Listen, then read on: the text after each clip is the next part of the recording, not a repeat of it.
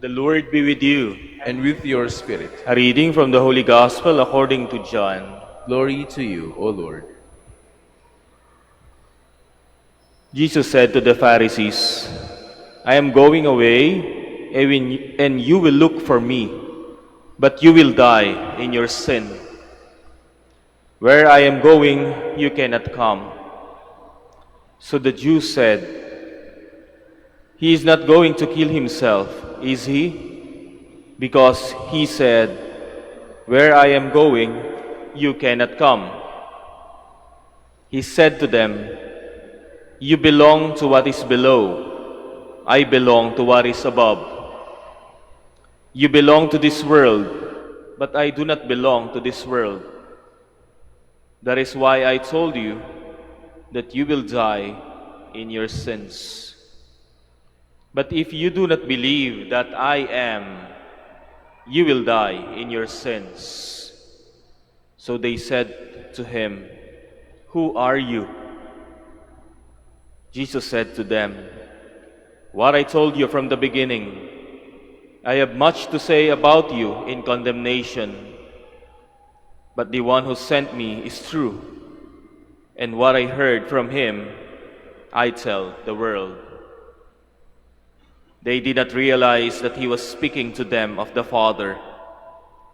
So Jesus said to them, When you lift up the Son of Man, then you will realize that I am, and that I do nothing on my own, but I say only what the Father taught me. The one who sent me is with me. He has not left me alone, because I always do what is pleasing to him. Because he spoke this way, many came to believe in him. Brothers and sisters, the Gospel of the Lord. Praise to you, Lord Jesus Christ. Please be seated. Naalala ko po yung kwento ng isang kaibigan ko. Sabi po niya, nung bata pa po siya, nakikita po niya yung kanyang nanay na palaging naghahanda. Ipine-prepare lagi ang bahay, naglilinis, nagluluto ng masarap na ulam para sa kanilang tatay. Kasi yung tatay po niya ay nagtatrabaho sa ibang lugar. At lagi pong sinasabi daw sa kanya ng nanay niya, Anak, pag malaki ka na, kung sakaling mauna ako, lagi mo itong gagawin. Ito. Lagi mong sasarapan yung pagluluto. Tinuturuan ko daw po kasi siyang magluto. Laging ipe-prepare mo yung bahay. Ganito, ganyan. Para pag uwi ng tatay mo mula sa trabaho, ay matutuwa siya. At sinunod daw po niya yon. At habang ginagawa daw po niyang nanay niya yon, at unti-unti namin siyang ipine-prepare, habang siya ay lumalaki, nakikita niya na yung tatay niya, lalong lumalalim yung pagmamahal sa nanay niya. At ganun din naman, nangyari po ang hindi inaasahan. Nauna po yung nanay niya sa kanya. Kaya ito po itong kaibigan ko to, lagi po niyang ginagawa yung binilin sa kanya ng nanay niya.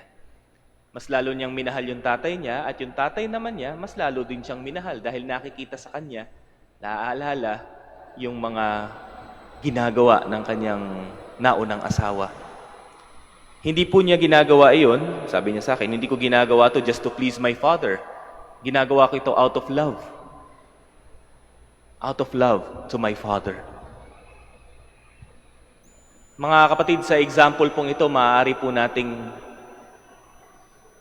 mahinagap o makita kung paano po ang relationship ni Jesus sa Ama. Sa bandang dulo po ng ating ebanghelyo, sinabi ng Panginoon dito, sa harap ng mga Pariseo, I always do what is pleasing to Him. Not just to please the Father, not because Jesus is a pleaser, but because Jesus knows the Father, and He loves the Father, and the Father loves Him. And that is the very reason why He came. That is the very reason why lahat ng ginagawa po niya dito nung siya ay kapiling pa natin bilang taong tulad natin. Lahat ng yon ay upang bigyan ng muka ang pag-ibig ng Ama para sa atin. At umabot po ito sa sukdulan na kanyang pag-alay ng kanyang sarili sa krus. Kaya nga po ngayong darating pong papalapit na po ang Holy Week, kung meron po tayong mga crucifix sa bahay, sa ating mga altar, maganda po na lagyan po natin ito liwanagan natin ito ng kandila at tumingin tayo sa Kanya. Ito yung anak ng Ama. Ito si Jesus, na Panginoon nating Diyos, nagkatawang taong tulad natin at namatay upang panindigan ang pag-ibig ng Ama para sa atin, upang ituro ang landas pabalik sa Ama. Sapagkat hindi po tayo belong dito lamang sa mundong ito, kundi meron pang buhay sa kabila. At yun po yung pinanindigan ni Jesus, the truth and the real way of life, papalapit sa puso ng Ama. My dear brothers and sisters, ito po ang ating paghandaan ngayong papalapit na Holy Week. I always do what is pleasing to Him. Sabi ng Panginoon. Let that sink in sa ating mga puso't isipan. Nang sa gayon, anuman po ang ating sabihin at gawin, may nakakakita man po o wala, our lives will be pleasing to the loving Father.